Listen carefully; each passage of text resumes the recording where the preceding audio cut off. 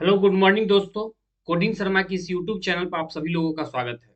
दोस्तों आज की इस वीडियो में हम रिएक्ट का एक सीरीज लेके आए हैं जिसमें आज रिएक्ट के इंट्रोडक्शन के ऊपर वीडियो रहने वाला है कि रिएक्ट होता क्या है और रिएक्ट के अंदर प्रोग्राम कैसे बनाते हैं। उसके अलावा रिएक्ट का क्या फीचर है, रिएक्ट का यूज क्या है हमारे सॉफ्टवेयर फील्ड के अंदर। इस सारे डाउट को इस वीडियो के माध्यम से हम क्लियर करने वाले हैं। ठीक है, तो आप वीडियो को अंत तक देखें, आपके लिए वीडियो बहुत फायदेमंद होगा। और मैं बता दूं दोस्तों, अगर चैनल पर पहली बार आया है चैनल को सब्सक्राइब कर ले और अपने दोस्तों में जरूर शेयर करें। चलिए दोस्तों आज का डिस्कशन मैं शुरू करता हूँ। देखिए सबसे पहले अगर रिएक्ट के बारे में समझे कि रिएक्ट होता क्या है, तो यहाँ पर react is a Java script library for building user interface. मतलब रिएक्ट एक ऐसा जावा स्क्रिप्ट का लाइब्रेरी है जिसके द्वारा हम यूजर इंटरफेस क्रिएट करते हैं। यूजर इंटरफेस का मतलब होता है कि वेबसाइट जो होता है उस वेबसाइट का दो चीज होता है, एक बैकएंड होता है, दूसरा फ्रंट एंड। फ्रंट एंड का मतलब जो भी वेबसाइट के अंदर जो भी हमको इंटरफेस दिखता है, मतलब जो भी फॉर्म दिखता है, जो टेक्स्ट दिख रहा है, मतलब यूजर को जो डेटा शो हो रहा है ना, उसी को यूआई कहते हैं। तो रिएक्ट के द्वारा ही भी हम लोग क्या करेंगे, यूआई क्रिएट करते हैं। इसका यूज हम लोग यूआई क्रिएट करने के लिए यूज करते हैं। ठीक है, यूआई समझ में आ गया होगा। अब देखिए जावा स्क्रिप्ट लाइब्रेरी है रिएक्ट, जो है ना एक तरह का जावा स्क्रिप्ट लाइब्रेरी है। रिएक्ट को फ्रेमवर्क नहीं है, रिएक्ट जावा स्क्रिप्ट का फ्रेमवर्क नहीं है। ये रिएक्ट जो है एक लाइब्रेरी है। तो चलिए पहले हम समझते हैं कि लाइब्रेरी क्या होता है और फ्रेमवर्क क्या होता है, क्योंकि दोनों में जब डाउट क्लियर हो जाएगा तब जाके प्रोग्राम में आगे बढ़ेंगे तो हमको समझ में अच्छे से आएगा प्रोग्राम को। ठीक है, जो भी डाउट हो उसको क्लियर करेंगे। तो इसके आगे का बात हम बाद में देखेंगे, पहले हम चलते हैं डिफरेंस देखते हैं कि लाइब्रेरी और जो है क्या कहते हैं फ्रेमवर्क क्या होता है। तो देखिए क्या कर, library is a predefined code function classes, it is a core part of language. We use library, we first call it suppose a library convert text in. देखिए लाइब्रेरी जो होता है ना एक ऐसा प्री डिफाइंड कोड होता है जिसके अंदर फंक्शन और क्लासेज होते हैं। ठीक है, किसी भी प्रोग्रामिंग का जो प्रोग्राम हम लोग करते हैं, कोई प्रोग्रामिंग लैंग्वेज होता है, उस प्रोग्रामिंग लैंग्वेज का जो भी प्री डिफाइंड फंक्शन होते हैं, क्लासेज होते हैं, ठीक है, जिसको हमको यूज करने के लिए पहले हमको उसको कॉल करना पड़ता है, उसको डिक्लेयर करना पड़ता है। ठीक है, तो इस वही लाइब्रेरी होता है। मतलब लाइब्रेरी का मतलब हो गया कि चीज बना के रखा हुआ है, उसको हम सीधे सीधे अपने प्रोग्राम में एक्सेस करते हैं, यूज करते हैं। जैसे सपोज कीजिए कि सी प्रोग्राम के अंदर हम लोग प्रिंट एफ लिखे थे, स्कैन लिखे थे। प्रिंट एफ आउटपुट करने के लिए, स्कैन जो आउट लिखे थे इनपुट लेने के लिए, जो फंक्शन हम यूज कर रहे हैं ना, उसका डेफिनेशन कहीं ना कहीं किसी लाइब्रेरी के अंदर रखा हुआ है। वही तो लाइब्रेरी है स्टीरियो डॉट एच और कोनियो डॉट एच। मतलब लाइब्रेरी जो होता है ना, वो उसको डिक्लेयर करते हैं, हम अपने प्रोग्राम में डिक्लेयर करते हैं। तो वो क्या करते हैं कि कोड जो है ना, हमारा कोड उस लाइब्रेरी को कॉल करता है और उसके डेटा को, उसके प्रॉपर्टी को एक्सेस करके और हमारे प्रोग्राम में इंप्लीमेंट करता है। ठीक है, ये लाइब्रेरी होता है।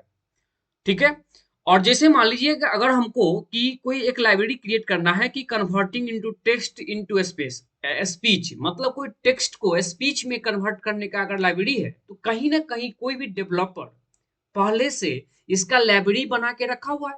अब सीधे सीधे हमको जाना है उस लाइब्रेरी के फंक्शंस और क्लासेस को यूज अपने प्रोग्राम में कर लेना है। ठीक है, तो मेरा काम हो जाएगा। ठीक, माने उस लाइब्रेरी को उठाएंगे और अपने कोड में पेस्ट करेंगे, तो वहां से जो है ना इस मेरे कोड से उस लाइब्रेरी के अंदर जो प्रॉपर्टी है उसको एक्सेस कर लेगा और फिर मेरा काम हो जाएगा। ठीक है, तो लाइब्रेरी जो होता है ना किसी के द्वारा बनाया जाए। जैसे मान लीजिए हमको, हम लोग भी अगर ज्यादा प्रोग्राम सीख लेते हैं, प्रोग्रामिंग लैंग्वेज पढ़ लेते हैं, तो हम लोग को भी क्या कहते हैं लाइब्रेरी बना सकते हैं और इसको ओपन सोर्स करके हम इससे पैसा भी अर्न कर सकते हैं, अपना लाइब्रेरी क्रिएट कर लेंगे। ठीक है, जैसे इसका एक और लाइब्रेरी की मैं बता दूं कि जैसे जावा प्रोग्रामिंग लैंग्वेज है, तो जावा के अंदर भी तो लाइब्रेरी है ढेर सारा। उस लाइब्रेरी के अंदर हम लोग खोलते हैं, उसके अंदर क्लासेज, फंक्शन, इंटरफेस, ये सारा जो है लाइब्रेरी के अंदर है। आप जो भी हमको लाइब्रेरी लेना, एक्सेस करना है, उसको यूज कर लेते हैं। ठीक है, जैसे मान लीजिए जावा में स्कैनर नाम का क्लास है, तो स्कैनर नाम का क्लास का लाइब्रेरी कहीं ना कहीं उसके अंदर डिफाइन करके रखा हुआ है। बस सीधे सीधे हम स्कैनर क्लास का ऑब्जेक्ट बनाते हैं और उस स्कैनर क्लास के अंदर जितने भी फंक्शंस होते हैं, है ना, डेटा मेंबर होते हैं, उसको हम सीधे सीधे अपने प्रोग्राम में एक्सेस करते हैं, वो यूज होता है। मतलब स्कैनर क्लास का जो डेफिनेशन है, जो बात है, वो कहीं ना कहीं एक लाइब्रेरी बना के उस प्रोग्रामिंग लैंग्वेज रख दिया है और हम उसको अपने प्रोग्राम में यूज करते हैं, तो मेरा प्रोग्राम उस लाइब्रेरी को कॉल करके वहां के प्रॉपर्टी को एक्सेस करके मेरे प्रोग्राम में इंप्लीमेंट कर देता है। तो ये लाइब्रेरी है। उम्मीद करते हैं ये बात समझ में आ गया हो। अब देखिए फ्रेमवर्क क्या होता है। तो देखिए फ्रेमवर्क जो होता है ना, एक तरह का एप्लीकेशन है, एक सॉफ्टवेयर है। फ्रेमवर्क एक ऐसा इन्वायरमेंट सेट सॉफ्टवेयर देता है जिसके अंदर हम लोग काम करते हैं, ठीक है। और फ्रेमवर्क जो होता है किसी भी पार्टिकुलर एप्लीकेशन के लिए अलग अलग होता है। जैसे अगर हम बात करें पीएचपी जो प्रोग्रामिंग लैंग्वेज है, पीएचपी लैंग्वेज है, जो भी प्रोग्रामिंग है, उसके लिए एक अलग फ्रेमवर्क है लारावेल। अगर पाइथन देखते हैं, जंगो अलग फ्रेमवर्क है। उसी तरह जावा का फ्रेमवर्क स्प्रिंग अलग एक फ्रेमवर्क है।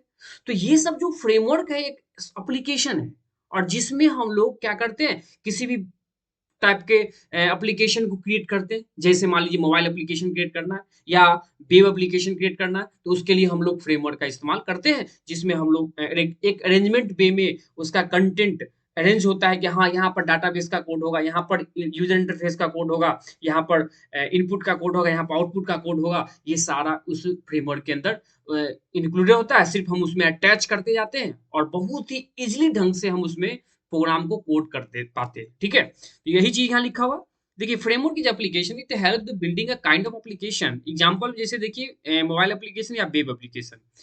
यदि you if you create this type of application from scratch, माने बिगिनिंग से अगर शुरुआत करते हैं विदाउट यूजिंग फ्रेम, अगर हमको इस तरह के एप्लीकेशन को विदाउट अगर फ्रेमवर्क यूज करेंगे ना, तो हमको ढेर सारा प्रॉब्लम आ सकता है ना। और हम प्रोफेशनली ढंग से उस सॉफ्टवेयर को हम बना नहीं सकते, प्रॉब्लम आएगा बहुत ज्यादा, ठीक है। We can create some error, कुछ एरर भी आ सकता है, can not standard organisation files. और उसका जो फाइल का स्ट्रक्चर होता है, अरेंजमेंट होता है, उसको भी सही से हम लोग अरेंज नहीं कर पाते अगर हम विदाउट फ्रेमवर्क यूज करते हैं तो, ठीक है। फ्रेमवर्क यूज करने का मतलब एक अरेंज बेस है, उसका फाइल स्ट्रक्चर होता है, जिसमें हम जिस को भी हम जहां पर भी उसमें इंक्लूड करते हैं वहां पर हो जाते हैं, ठीक है। वहां काम होता है। लेकिन आपको एक थोड़ा डाउट हो रहा होगा कि फ्रेमवर्क और आईडीई में क्या डिफरेंस है। आईडीई जो होता है, जैसे अभी आपके सामने मतलब आगे जब हम इन्वायरमेंट सेटअप करेंगे रिएक्ट के अंदर, तो वहां पर हम लोग एक VS कोड एडिटर लेंगे, आईडी, जिसमें हम कोड करने के लिए, जो भी प्रोग्राम को राइट करने के लिए हम लोग रिएक्ट के अंदर उसकी उसी कोड के एडिटर के अंदर हम लोग क्या करेंगे, कोड टाइप करेंगे।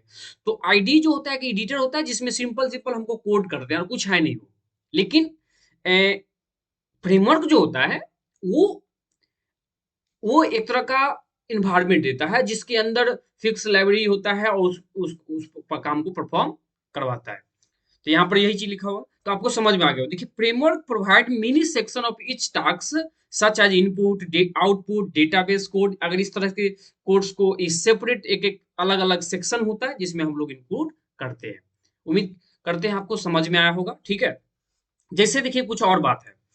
जैसे मान लीजिए यहाँ पे एक डायग्राम है, आपको दिख रहा है कि you call library code to decide flow of program, but frame देखिए क्या लिखा है कि यदि यू कॉल लाइब्रेरी अगर कोड को, अगर मान लीजिए स्कैनर क्लास का नेक्स्ट इंट फंक्शन है या प्रिंटफ फंक्शन है सी प्रोग्रामिंग का, तो उस कोड को हम लोग क्या करते हैं, कॉल करते हैं, तो वो डिसाइड करता है फ्लो ऑफ प्रोग्राम का। मतलब फ्लो ऑफ प्रोग्राम का, मान लीजिए एक मेरा कोड है, इसके अंदर हम प्रिंटफ लिखे हैं, तो ये लाइब्रेरी को कॉल करके और उसके प्रॉपर्टी को एक्सेस करके मेरे प्रोग्राम में डाल देगा, ठीक है। लेकिन फ्रेमवर्क जो होता है, call your code to decide flow of code. Framework जो होता है, इस फ्रेमवर्क क्या होता है, फ्रेमवर्क कॉल यू, फ्रेमवर्क मेरे कोडे को कॉल करता है। इस ठीक लाइब्रेरी का उल्टा है। फिर से समझिए कि कोड जो होता है, मेरा प्रोग्राम का कोड है, उसमें जो लाइब्रेरी डिक्लेयर किया है वो क्या करता है, इंटरनली क्या, लाइब्रेरी को कॉल किया, उसके प्रॉपर्टी को एक्सेस किया। लेकिन फ्रेमवर्क जो होता है वो हमारे लिखे हुए कोड, जो भी हम कोड किए होते हैं अपना कोड यहाँ पर, उसके कोड को वो कॉल करता है, ठीक है। तो ये डायग्राम से आपको समझ में आ गया कि होगा कि लाइब्रेरी और फ्रेमवर्क का क्या मतलब है। लाइब्रेरी फ्रेमवर्क का ठीक उल्टा प्रोसेस है। ठीक है, ये चीज है। और यहाँ पर देखिए कुछ लाइब्रेरी का नाम दिया है, जावा का स्प्रिंग, स्प्रिंग है, पाइथन जेंगो, रिएक्ट, जावा स्क्रिप्ट का लाइब्रेरी है, जावा स्क्रिप्ट का लाइब्रेरी नहीं, जावा स्क्रिप्ट का फ्रेमवर्क है एंगुलर जीएस, और पीएचपी का लारावेल, इस तरह से और भी ढेर सारा फ्रेमवर्क है। ठीक है, तो ये फ्रेमवर्क सब है। तो आपको समझ में आ गया होगा कि रिएक्ट जो है ये फ्रेमवर्क नहीं है, रिएक्ट एक जावा स्क्रिप्ट का लाइब्रेरी है, और जावा स्क्रिप्ट का फ्रेमवर्क जो है उसका नाम है एंगुलर। ठीक है, ये चीज है। चलिए अब हम बैक चलते हैं और इस रिएक्ट के बारे में और समझते हैं।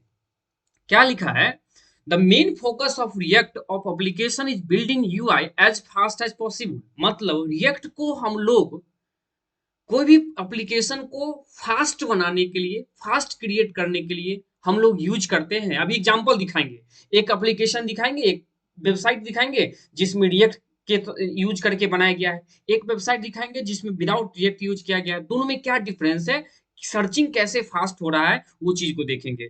अब यहाँ क्या लिखा, so this is a single page application. React का जो होता है वो सिंगल पेज एप्लीकेशन होता है, क्योंकि जब भी कोई लिंक पर क्लिक करेंगे तो रिएक्ट के अंदर अलग से पूरे पेज को रिफ्रेश नहीं करता है, वो पार्टिकुलर सेक्शन को अपडेट कर देता है। ठीक है, अभी देखेंगे आगे।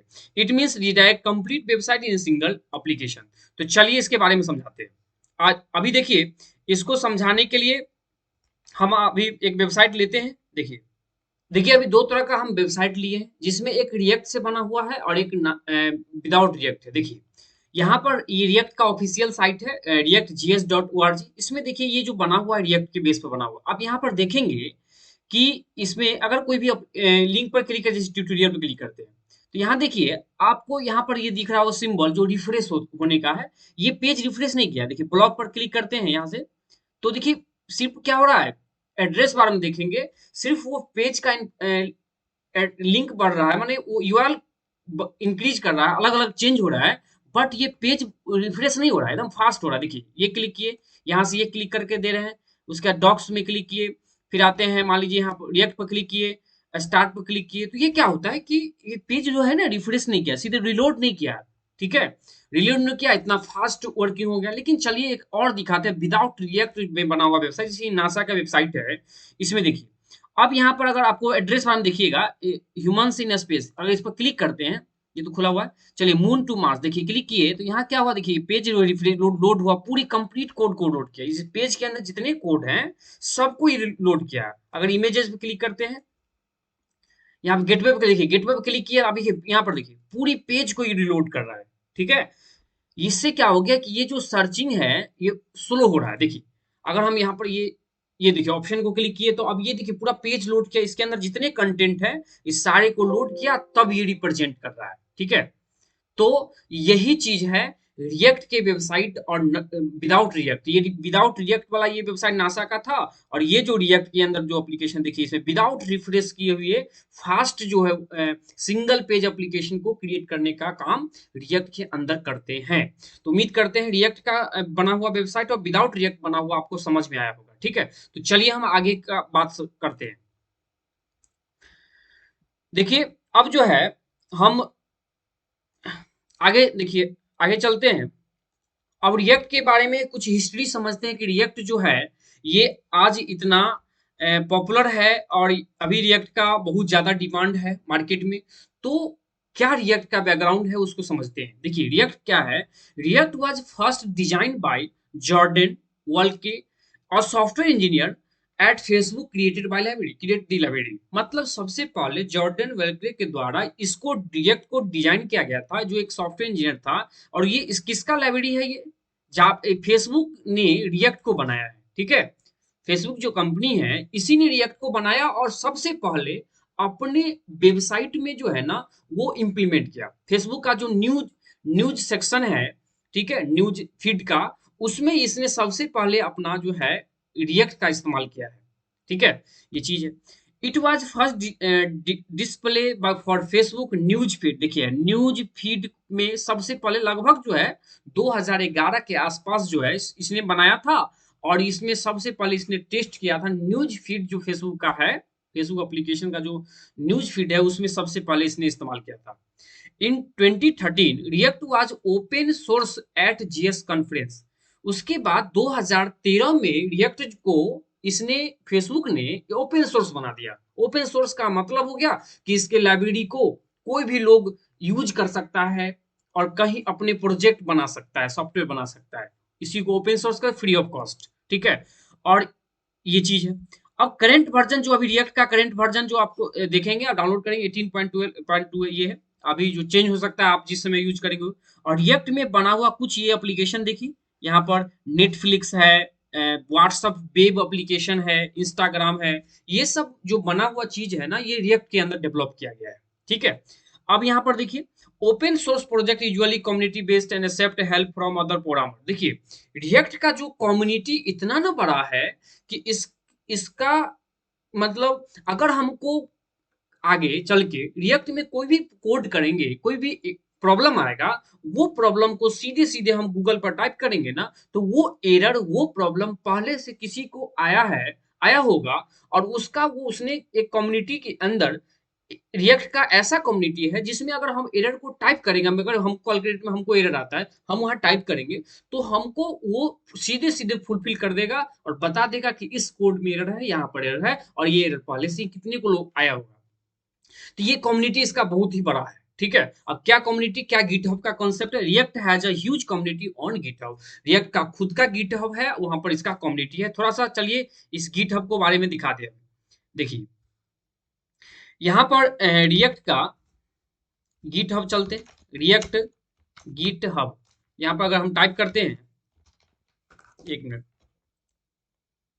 देखिए रिएक्ट का GitHub, React JS dot org का कम्युनिटी है, ये गिट हब का कम्युनिटी है। इतना इतना सारा जो भी लोग हैं ना, वो अपना कोड करता है। जैसे यहाँ देखिए अपडेट किया गया 4 घंटा पहले, इसमें अपडेट किया गया। इस तरह से जो भी डेवलपर हैं, वो सब अपना जो भी कोड करते हैं उसको इस गिटहब पर प्री रिक्वेस्ट के अंदर अपना जो है इस रिएक्ट के कम्युनिटी के अंदर डाल देते हैं, जिससे कोई भी लोग इसके कोड को यूज करके और अपना काम कर सकता है। अगर उसमें कोई भी डेवलपर को कोई भी एरर आता है, तो वो यहाँ से फुलफिल कर सकता है। तो रिएक्ट का कम्युनिटी जो है, ये बहुत ही जो है हाई है।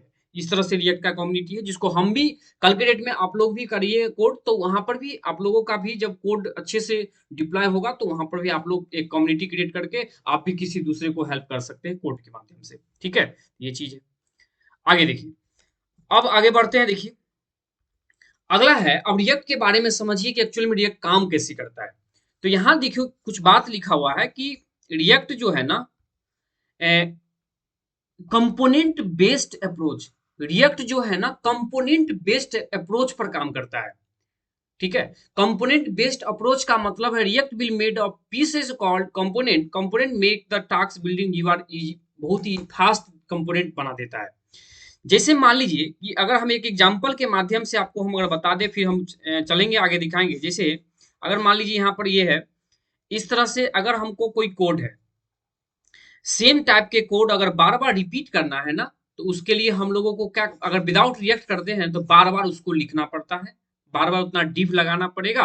लेकिन रिएक्ट के अंदर उसको एक बार डिफाइन करेंगे, हो जाएगा। जैसे देखिए अभी दिखाते हैं, चलिए अभी हम आपको दिखा दें इस प्रोजेक्ट के माध्यम से। यहाँ देखिए कंपोनेंट बेस्ड बात को हम समझाने से पहले यहाँ देखिए, इसको अगर हम ओपन करें, देखिए रिएक्ट का ये कुछ बात है कि component based build encapsulated component that manage there on compose, ये सब कुछ बात लिखा हो। यहाँ पर क्या आपको समझाते हैं, देखिए रिएक्ट का जो ये जो एप्लीकेशन आपको दिख रहा है यहाँ से, ये देखिए यहाँ से लेके और यहाँ तक जो है ना, ये कंप्लीट एक कंपोनेंट हुआ।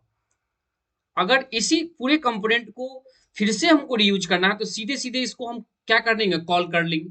अभी प्रैक्टिकल बताएंगे तो समझ आ जाएगी। देखिए अगर यहाँ छोट इसमें बात करें, तो इस तरह से ये क्या है, एक तरह से देखिए कि ये डेटा अलग अलग है, बट इसका हेडिंग मिलाइए सबका। इसका हेडिंग का पहला कैपिटल है, यहाँ भी कैपिटल है, यहाँ भी सबका कैपिटल है। फिर इस तरह से ये लेफ्ट अलाइनमेंट है, यहाँ भी लेफ्ट अलाइनमेंट है, यहाँ भी लेफ्ट अलाइनमेंट का डेटा है। तो इस तरह से ये जो कम्युनिटी जो है ना रिएक्ट का, कंपोनेंट बेस्ड, माने ये छोटा छोटा एक दो तीन तीन कंपोनेंट है, तीनों कंपोनेंट को मर्ज करके एक कंपोनेंट को बना दिया गया। अब यहाँ पर इस तरह का अगर सेम चीज रिपीट करना है, नीचे फिर से एक कंपोनेंट हो जाएगा। तो चलिए अब इसको हम थोड़ा सा कोड से समझा दें हम। देखिए कोड के माध्यम से समझिए। यहाँ पर देखिए क्या है कि ऐप जो है, इस ऐप का इंफॉर्मेशन, एक मिनट,